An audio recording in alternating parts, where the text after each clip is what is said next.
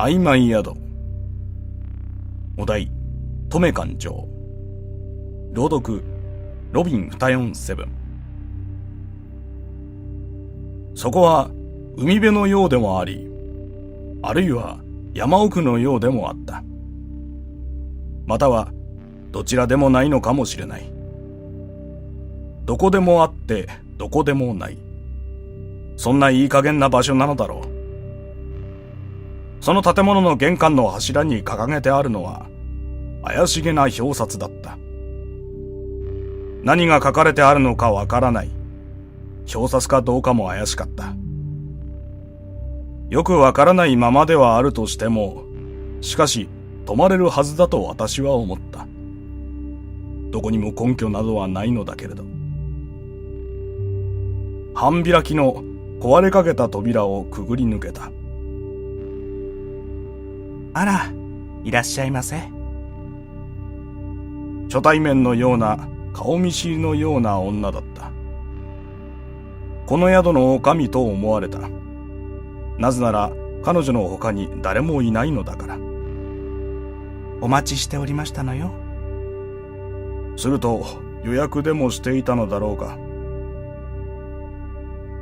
何か伝えたいことがあるはずなのに、どうしたわけか言葉が見つからなかった。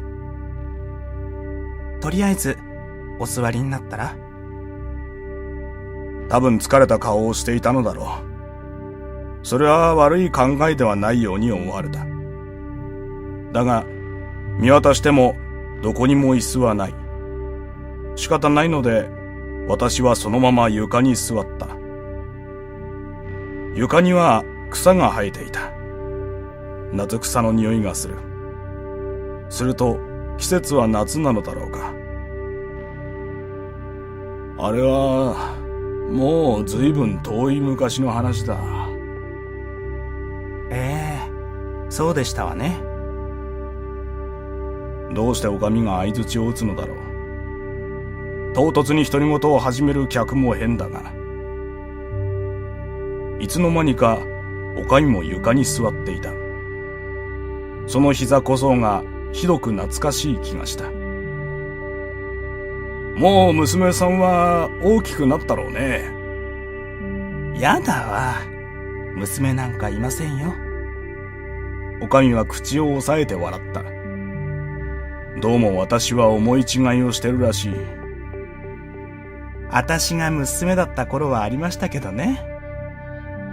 恥ずかしそうに女将は床にうつ伏せになる。その丸いお尻にホタルが一匹止まった。ああ、やっぱりあれは夏だったんだ。あの頃の川はまだ澄んでたっけ。再び女将が相槌を打つ。川底には川ニナが張ってましたね。どうして女将が知ってるんだろう。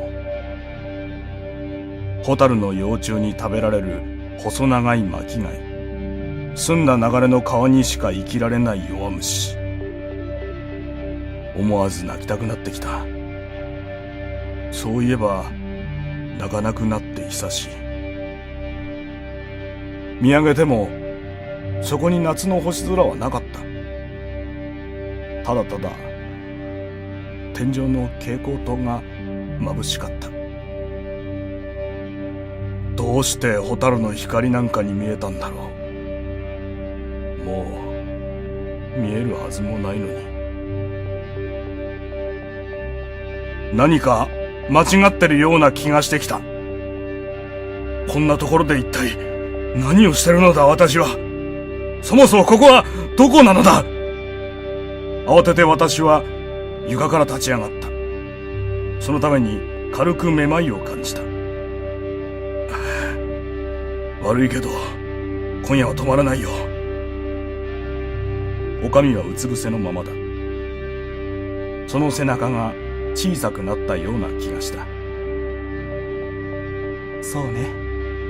その方がいいわね。なんだか声まで幼くなったようだ。このまま放ってもおけない気がする。もう家に帰らなくてはならない気もする。そんな気がするだけ。そうなのだ。確かなことが何もない。つまり、すべてが曖昧なのだ。どうしようもない。仕方がない。とりあえず、これからあの壊れかけた半開きの扉を探そう。それから玄関の柱のあの表札をもう一度確認しよう。あるいはもうそこには何もないのかもしれないけれど。